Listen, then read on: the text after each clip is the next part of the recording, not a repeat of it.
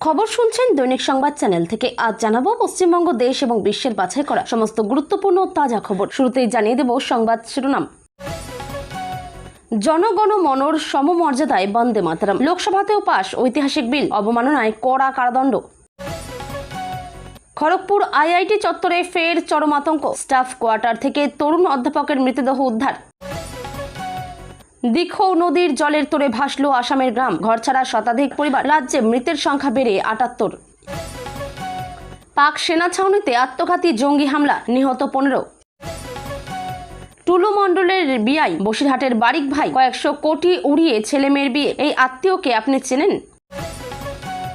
তৃণমূল আমলে অত্যাচারের অভিযোগ। হাতের কাছে পেয়ে চুলের মুঠি ধরে বেধড়ক মার তৃণমূল নেত্রীকে।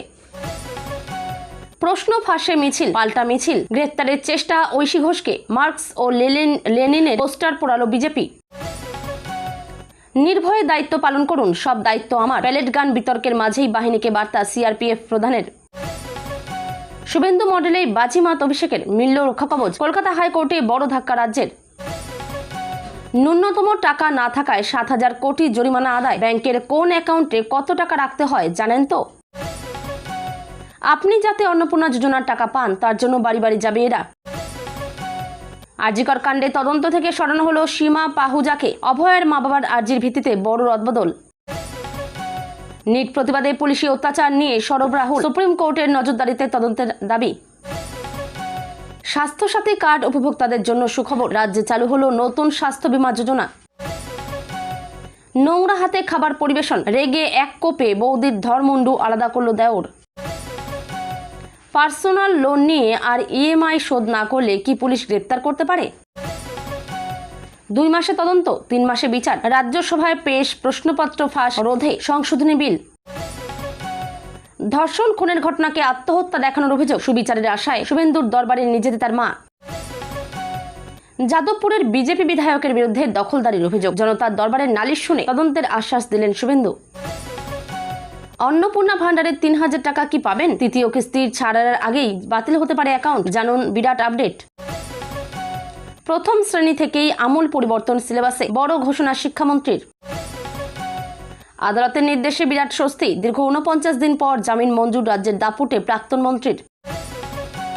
প্রথম দিনেই ২,০০০ ফোন। দুর্নীতি রোখার হেল্পলাইনে অন্নপূর্ণা সংক্রান্ত অভিযোগও। দিদিকে তাড়িয়ে দিয়েছিলেন তো? প্রিয়াঙ্কার সামনেই অতীতের ক্ষোভ উগড়ে দিয়ে কি জবাব দিলেন কল্যাণ বন্দ্যোপাধ্যায়? হিসেব মেলাতে না পারলে স্বনির্ভর গোষ্ঠীর ঋণ বাতিল, দুঃসংবাদ শোনালেন দিলীপ। কেঁচো খুঁড়তে কেউটে ৭ ডাকাতকে পাকড়াও করেই মিনার মণ্ডলের বিপুল সোনা নগদের খোঁজ, যা বলছে পুলিশ। বলছিলাম আপনারা চলে আসুন। শাহ নাড্ডার সঙ্গে ছবি প্রসঙ্গে সৌগত রায় বললেন, ৫ শর্ত পূরণ না হলে রেশন কার্ড বাতিল হবে। এক নজরে জেনে নিন কি কি।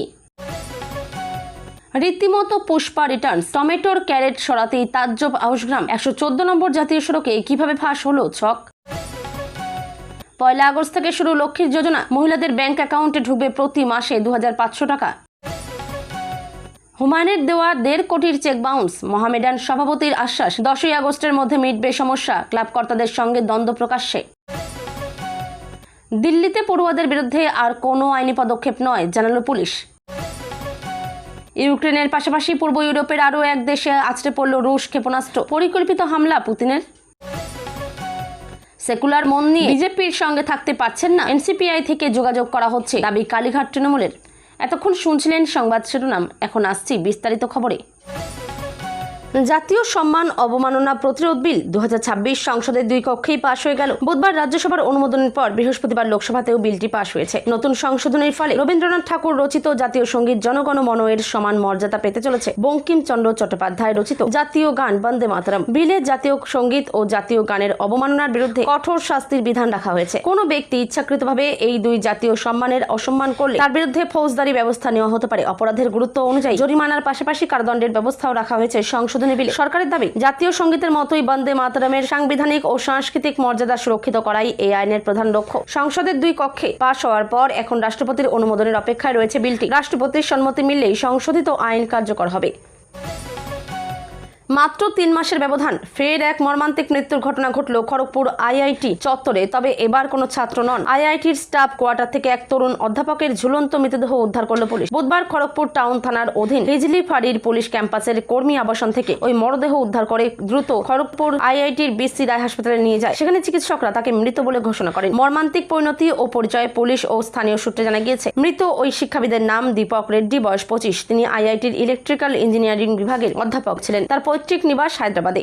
বুধবার আইআইটি ক্যাম্পাসের 2BR 14 নম্বর রুম থেকে তার দেহ উদ্ধার করা হয়। ওই কোয়ার্টারে তিনি একাই থাকতেন। প্রাথমিকভাবে এটি আত্মহত্যার ঘটনা বলে অনুমান করা হলেও তরুণ অধ্যাপক কোনো রকম মানসিক অবসাদে ভুগছিলেন কিনা তা খতিয়ে দেখছে খড়গপুর টাউন থানার পুলিশ। আইআইটি ক্যাম্পাসে বারবার প্রশ্নচিহ্ন, বারবার কেন এই মর্মান্তিক পরিণতি? আইআইটি চত্বরে পরপর এই ধরনের ঘটনায় গভীর উদ্বেগ তৈরি হয়েছে। এর আগে গত 28 এপ্রিল খড়গপুর আইআইটিতে 22 বছর বয়সী এক ইঞ্জিনিয়ারিং পড়ুয়া সোহম হালদারের ঝুলন্ত দেহ উদ্ধার হয়েছিল। তারও ঠিক কিছুদিন আগে গত 18 এপ্রিল বারান্দা থেকে ঝাঁপ দিয়ে আত্মহত্যা করেছিলেন মেকানিক্যাল ইঞ্জিনিয়ারিং বিভাগের 3য় বর্ষের 21 বছরের ছাত্র। একের পর এক মেধাবী ছাত্র ও অধ্যাপকের এই ধরনের অস্বাভাবিক মৃত্যুতে ক্যাম্পাস জুড়ে শোকের ছায়া নেমে এসেছে।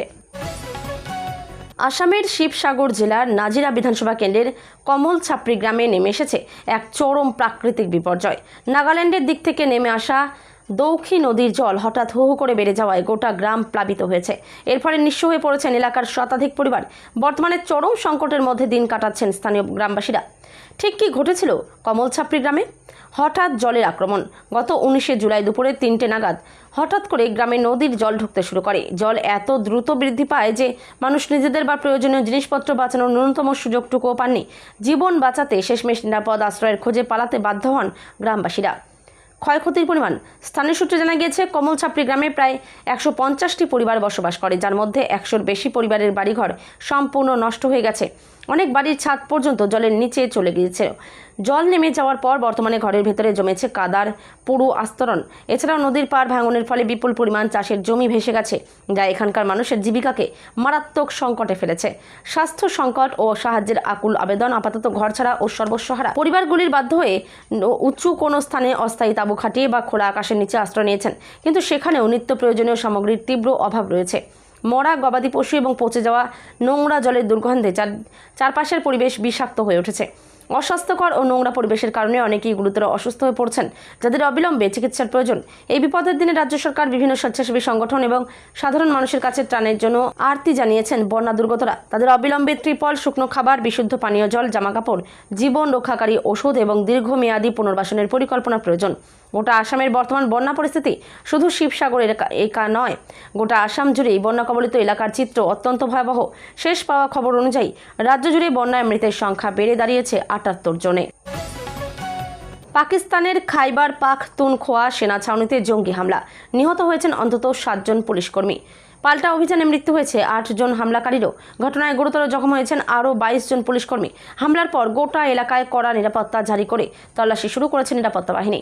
জেলা পুলিশের আধিকারিক তারিক হাবিব জানিয়েছেন, একটি পুলিশ তল্লাশি সেনা ছাউনিতে লক্ষ্য করে আচমকা হামলা চালায় সশস্ত্র দুষ্কৃতীদের একটি দল। পুলিশের সঙ্গে সঙ্গে পাল্টা প্রতিরোধ গড়ে তোলে। দীর্ঘক্ষণ গুলির লড়াইয়ের পর পরিস্থিতি নিয়ন্ত্রণে আসে। আহত পুলিশকর্মীদের দ্রুত স্থানীয় হাসপাতালে নিয়ে যাওয়া হয়। তাদের মধ্যে কয়েকজনের অবস্থা আশঙ্কাজনক বলে প্রশাসন সূত্রে জানা গিয়েছে। ঘটনার পর গোটা এলাকা ঘিরে ফেলে নিরাপত্তা বাহিনী। সম্ভাব্য হামলাকারীদের খোঁজে শুরু হয়েছে তল্লাশি। এখনও পর্যন্ত কোনো সংগঠন এই হামলার দায় স্বীকার করেনি। তবে আফগানিস্তান সীমান্ত সংলগ্ন এই অঞ্চলে তেহরিক-ই-তালেবান পাকিস্তান এর সক্রিয়তার অভিযোগ দীর্ঘদিনের। তদন্তকারীদের একাংশের প্রাথমিক অনুমান, এই হামলার পিছনেও ওই জঙ্গি গোষ্ঠীর যোগ থাকতে পারে।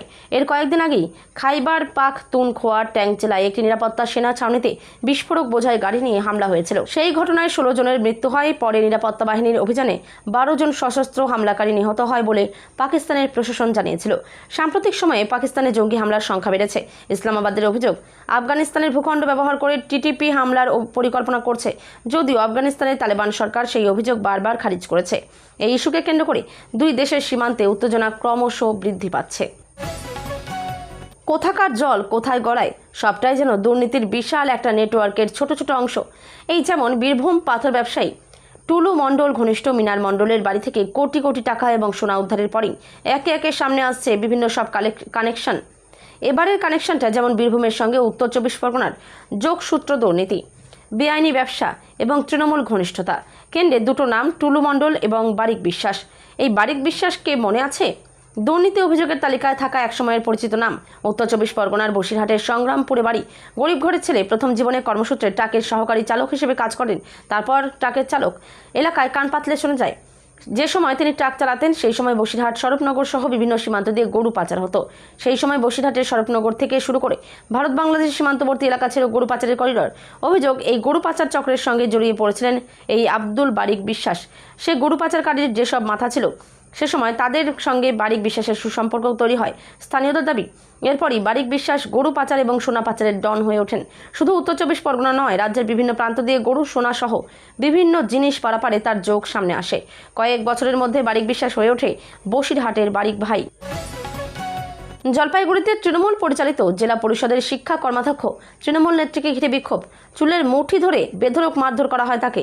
জেলা পরিষদের শিক্ষা কর্মাধ্যক্ষ ওই তৃণমূল নেত্রী প্রণয়িতা দাসকে দেখে চারদিক থেকে চোর চোর আওয়াজ ওঠে।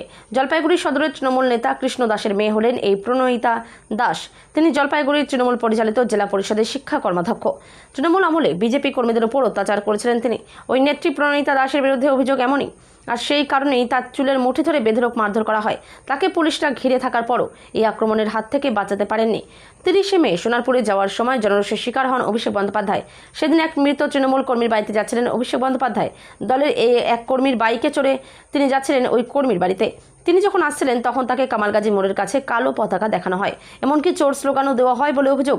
যদিও এই সব ঘটনায় কোনো আমল দিচ্ছেন না অভিষেক বন্দ্যোপাধ্যায়, বলেন নিজেই। দলীয় এক কর্মীর বাইকে চড়ে যখন সোনারপুরে ঢোকেন অভিষেক বন্দ্যোপাধ্যায়, তখন তাকে ঘিরে ফেলে উত্তেজিত জনতার মধ্যে থেকে তাকে বের করার চেষ্টা করে নিরাপত্তারক্ষীরা। তার সুরক্ষার জন্য তাকে পরিয়ে দেওয়া হয় একটি হেলমেটও। এরপরই তার দিকে ডিম ছুটতে থাকে উত্তেজিত জনতা। অভিষেক বন্দ্যোপাধ্যায়কে ঘিরে এই ধুন্ধুমারের মধ্যে ছিঁড়ে যায় তার জামা। অভিষেক বন্দ্যোপাধ্যায় অভিযোগ করেন, কোথাও পুলিশ নেই। অবশেষে বিকাল 5টার দিকে সোনারপুরের মৃত তৃণমূল কর্মীর বাড়িতে পৌঁছন অভিষেক বন্দ্যোপাধ্যায়। তারপর একাধিক তৃণমূল নেতা জনরোষের শিকার হয়েছে। কেউ মার খেয়েছেন, আবার কাউকে ছোড়া হয়েছে ডিমও। পরবর্তীতে এই নিয়ে বক্তব্য রেখেছেন তৃণমূল নেতা কল্যাণ বন্দ্যোপাধ্যায়। তিনি বলেন, ডিম খাই, লাঠি খাই, গালাগাল খাই, যাই খাই, এটা তো রাজনীতির অঙ্গ। ঘরে বসে থাকলে তো হবে না। আজও পর্যন্ত পশ্চিমবঙ্গের মানুষ মমতাদিকে চাইছে। বাংলার মানুষ মমতাদির দিকেই তাকিয়ে আছে। মমতাদির জন্য লড়াই করতে আমি প্রস্তুত আছি। ডাক্তারির সর্বভারতীয় প্রবেশিকা পরীক্ষায় প্রশ্ন ফাঁসের প্রতিবাদে দেশজুড়ে ছাত্র যুবদের আন্দোলন। আর সেই আন্দোলনের সমর্থনে কলকাতায় মিছিল করল বামপন্থী সংগঠনগুলো। সেই একই দিনে পাল্টা বারুইপুরে হুঙ্কার পদযাত্রা করল বিজেপি। বুধবার সিপিএম নেত্রী ঐশী ঘোষকে গ্রেপ্তারের চেষ্টার অভিযোগে জাদুঘর থেকে আলোচনা মঞ্চ পর্যন্ত মিছিল করে একাধিক বামপন্থী সংগঠন। অন্যদিকে যাদবপুর সাংগঠনিক জেলার উদ্যোগে বারুইপুর পার্টি অফিস থেকে পুলিশ সুপারের অফিস পর্যন্ত মিছিল করে বিজেপি। সেই মিছিলে ছাত্র বিক্ষোভের আড়ালে বামপন্থীদের বিরুদ্ধে দেশবিরোধী কাজের অভিযোগ তুলে কার্ল মার্কস ও লেনিনের পোস্টার পুড়িয়ে বিক্ষোভ দেখানো হয়। মঙ্গলবার দিল্লিতে সিপিএমের সদর দপ্তরে জোর করে ঢুকে এসএফআই এর যুগ্ম সম্পাদক ঐশী ঘোষকে গ্রেপ্তারের চেষ্টা করে পুলিশ। সিপিএমের এই অভিযোগের প্রসঙ্গ বুধবার ওঠে রাজ্যসভায়। রাজ্যসভার সিপিএম সাংসদ জন ব্রিটাস এদিন সংসদে বলেন, দিল্লির পুলিশ বাহিনী ছাত্রনেত্রী ঐশী ঘোষকে গ্রেপ্তার করতে সোজা সিপিএমের জাতীয় কার্যালয়ে ভেতরে ঢুকে পড়ে। একটি জাতীয় রাজনৈতিক দলের কার্যালয়ে পুলিশ কিভাবে বিনা নোটিশে তল্লাশি চালাতে পারে? পুলিশের আচরণের তীব্র নিন্দা করেন রাজ্যসভার বিরোধী দলের নেতা ও কংগ্রেসের সর্বভারতীয় সভাপতি মল্লিকার্জুন খাড়গে। তিনি বলেন, দেশে গণতন্ত্র নিরাপদ নয়, সাধারণ মানুষ নিরাপদ নয় এবং আন্দোলন দমাতে যারা নিষ্ঠুর বল প্রয়োগ করছেন তারা অবাধে ঘুরে বেড়াচ্ছেন। অমিত শাহ জবাব দিন। পাল্টা জবাব দিতে গিয়ে জরুরি অবস্থার প্রসঙ্গ টেনে আনেন কেন্দ্রীয় স্বাস্থ্যমন্ত্রী জেপি নাড্ডা। তিনি বলেন, যারা ছাত্র রাজনীতি বা সক্রিয় আন্দোলনে নামেন তাদের পুলিশের লাঠি গ্রেপ্তারের মুখোমুখি হওয়ার মানসিক প্রস্তুতি রাখতেই হবে। জরুরি অবস্থার সময় আমি নিজেও ছাত্র আন্দোলন করতেন, সে সময় আমাকেও দুবার ক্লাসরুম থেকে তুলে নিয়ে গিয়েছিল পুলিশ। সব মিলিয়ে প্রশ্ন ফাঁসের প্রতিবাদে দেশজোড়া ছাত্র আন্দোলন নাড়িয়ে দিয়েছে গোটা দেশের রাজনীতিকে।